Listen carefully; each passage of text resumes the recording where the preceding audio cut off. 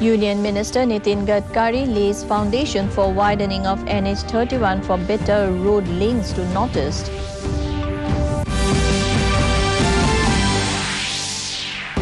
Donor Minister G. Kishan Reddy inaugurates International Tourism Mart in Mizoram, calls it a landmark event for the region.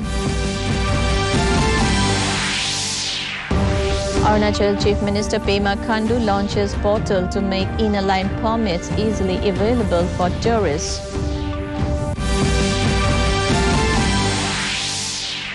Assam, Mizoram decide to maintain peace along disputed boundary.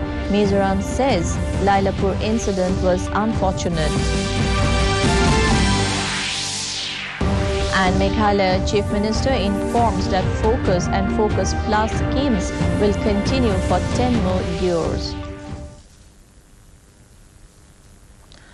Good evening, viewers. Welcome to the Northeast News Bulletin. This is Manjui bringing to you the stories in detail. In national news first, Union Minister for Road, Transport and Highways Nitin Gadkari today inaugurated and laid the foundation stone of 3 national highway projects worth 1,206 crore rupees in Siliguri. Addressing the gathering, Gadkari said the projects include 2-lane road over bridges in replacement of level crossing at 615.5 km of NH31, Udlabari, and will give significant boost to international connectivity. He said it will help to reduce accidents due to improved safety measures and bring down travelling distance and time. He also laid the foundation stone for the development to 4/6 laning of NH31 with both sides service roads on NH31 near Shiv Mandir to Sevak Army Cantonment. It will boost connectivity to northeastern India and neighbouring countries like Nepal, Bhutan and Bangladesh. परियोजनाओं का लोकार्पण किया जा रहा है। ये परियोजनाएं हैं NH12 पर रायगंज डालखोला सेक्शन का 4 लेन चौड़ीकरण कार्य और डालखोला बाईपास का निर्माण कार्य। इससे दक्षिण बंगाल और उत्तर बंगाल एवं उत्तर पूर्वी राज्यों के बीच संपर्क बेहतर होगा। साथ ही सशस्त्र बलों को उत्तर पूर्वी सीमाओं तक पहुंचने में। In more national news, Union Minister for Commerce and Industry Piyush Goyal today said the media and entertainment industry are the soft power of the country, which has the potential to transform lives and creating jobs. Addressing the valedictory session of Big Picture Summit 2022, organized by the Confederation of Indian Industry in New Delhi, Goyal said the media and entertainment industry also need to add some self-regulation from within to protect India's rich cultural values and ethos. Goyal assured that the government will support the industry in every possible way. He said the government has increased foreign direct investment limit to allow even 100% foreign ownership in the industries. 900 million people connected on the net. When I hear of the kind of budgets that a movie like Avatar had, for example, I would think we can do the same thing in India in a very, very cost competitive manner and actually start becoming the content. Moving on, Chief Election Commissioner Rajiv Kumar has been invited by the Election Commission of Nepal as international observer for the forthcoming elections to Nepal's House of Representatives and Provincial Assembly. The elections are scheduled on the 20th of this month to elect 275 members of the Federal Parliament and 550 seats of the 7 provincial assemblies. Kumar will be leading a delegation of ECI officials as state guest in Nepal from the 18th to 22nd of this month. During the visit, he will be visiting polling stations at Kathmandu and areas around. Ministry of Civil Aviation has said that wearing of mask is not compulsory during air travel, but passengers should preferably use them amid the declining number of coronavirus cases. Till now, the use of masks or face covers in flights was mandatory. The ministry said the decision has been taken in line with the government's policy of a graded approach to COVID-19 management response. The in-flight announcements will only mention that in view of the threat posed posed by COVID-19, all passengers should preferably use masks or face covers. It said any specific reference to fine and penal action need not be announced. Moving on to Northeast now. In Mizoram, Union Minister for Tourism, Culture and Development of Northeast Region, Donaire G. Kishan Reddy, today inaugurated the 3-day International Tourism Mart ITM in presence of Chief Minister Zoramthanga. Addressing the inaugural session at R. Deng Tuama Indoor Stadium at Moalpui in Aizawl, Reddy called it a landmark event for tourism in the Northeast region. Earlier on Wednesday, a mega exhibition and food court pavilion was opened by the State Commerce and Industries Minister Dr. R. Lalthangliana at Assam Rifles Ground in Aizawl. The 10th edition of the International Tourism Mart, jointly organized by the Union Ministry of Tourism and the State Tourism Department, the event is aimed at highlighting the tourism potential of the northeastern region in the domestic and international markets.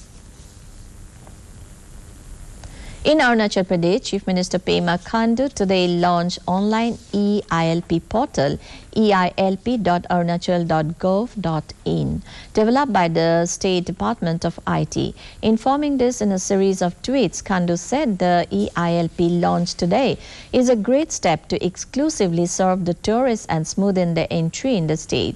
It will ease the process of obtaining inner line permit. There will be no waiting period for the tourist. He said the ID card-based registrations with mobile OTP-based self-verification and QR code-based digitally issued ILP can be verified by police personnel at check gates using specially designed mobile-based application.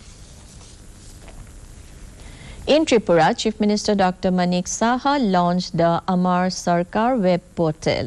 The launch ceremony was organized by the Rural Development at Muktidhara Auditorium, Agartala. Informing this in a tweet, Dr. Saha said the portal is aimed at solving common needs and various problems of the people in rural areas.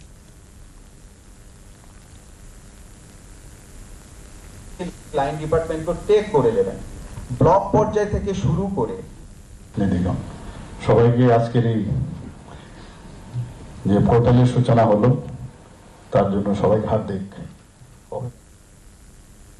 In Assam, the state government held a ministerial level meeting with its counterpart in Mizoram to discuss the boundary dispute between both the states. Later talking to the media, Assam Agriculture Minister Atul Bora and Mizoram Home Minister Lalthangliana informed that both the governments have agreed to form regional committees to solve the issue. They also agreed to maintain peace and harmony along the boundary. The Mizoram minister called the Lailapur incident that took place some months ago an unfortunate development. The Mizoram will furnish the list of villages, their areas, geospatial, geospatial extent and ethnicity of the people and other relevant information within 3 months to support their claim, which can be examined by setting up regional committees from both sides to arrive at an amicable resolutions of the vexed border issues. Government of Assam will extend full cooperation wherever sought. Both sides agreed to continue their resolve to maintain peace and harmony on the interstate border among communities living on both sides with a view to further strengthen their age-old ties. We propose that the lines claimed by the Assam government and the lines claimed by the Mizoram government will be verified on the ground, not only in paper. Both the delegation agreed that the locally grown arecanut should be allowed to go. So, if necessary, our respective chief minister will also make contact and request to the Union Home Ministry. In the opinion Meghalaya Chief Minister Conrad Sangma today said schemes for the grassroots people are aimed at improving their livelihoods. In a series of tweets, Sangma said that through Focus and Focus Plus, his government has released a total of 200 crore rupees to farmers. The schemes will continue for the next 10 years, he said. More than 700 individual producers of Rangatari, Southwest Garo Hills district received the financial benefit of 7,93,000 rupees through Focus Plus. In Arunachal Pradesh, Indian Army celebrated Diamond Jubilee of the Battle of Walong, an example of bravery against the Chinese aggression in eastern part of the state. The month-long celebrations culminated at Walong on Wednesday. The closing ceremony was graced by Lieutenant General Rana Pratap Kalita, GOC in C, Eastern Command. He laid a wreath at the Walong War Memorial and paid homage to the heroes of the battle. In Mizoram, Governor Haribabu Kamampati had an interaction with the students from Karnataka, Jharkhand, Delhi, Kerala and Odisha as part of the Interstate Living Program at the Raj Bhavan on Wednesday. He appreciated the enthusiasm shown by the young students who visited Northeast for the first time. He urged them to take back with them the good experience in the states. In Manipur, Chief Minister N. Biren Singh today had a photo session with the members of Manipur Horse Riding and Polo Association, the team behind the Chief Minister's Sagol Kangje Championship and the Men's International Polo Tournament. In a tweet, the event will get underway from tomorrow. In the Asian Airgun Championships, team of Manu Bhaker, Isha Singh and Sikha Narwal today bagged another gold medal for India in the tournament in Daegu, South Korea. They defeated South Korean team of Yang Jin, Kim Min-seo and Kim Jo-hee 16-12 in 10-meter air pistol women's junior team event. In Meghalaya, the closing ceremony for the second Northeast Olympic Games 2022 was held on Wednesday at Sai Ground, Nehu in Shillong. The Chief Minister Conrad K. Sangma was the chief guest and the guest of honor was Minister of Sports and Youth Affairs Bante Dor Lindo. To end the news, the main points once again.